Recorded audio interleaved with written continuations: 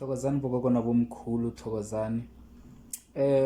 Today ke batla re lokise polelo ganyane bokokona bomkhulu, especially to those who didn't know the difference ne.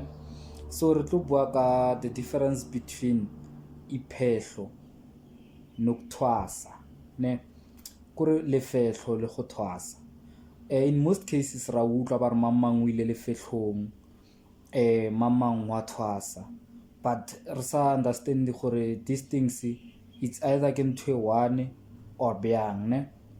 So bokokona bomkhulu, iphehlo or lefehlo ke ge motho kore matsatsi a motho from the first day motho a tsena ko motseng wa Kobela for initiation, then re motho o tsene lefehlong o tlo fehlelwa, meaning kore o tlo trainiwa ka moo. Then go tla ba le 4 days or 3 days depending on gore mpande o ona o etsa dilo bjang, e leng gore ke mo e leng gore motho o tlebe a ja setlhare sa ntwaso bjanong. So ke gona mo e leng gore re re motho wa thwasa. So pila motho o thwasa only 3 days or 4 days, because that's when motho a jang setlhare sa ntwaso ya monguni le mondao. Then ge a tsena lefehlong from first day to matsatsi ao a ntwaso, ke motho a fehlelwa, ke re motho wa fehlelwa.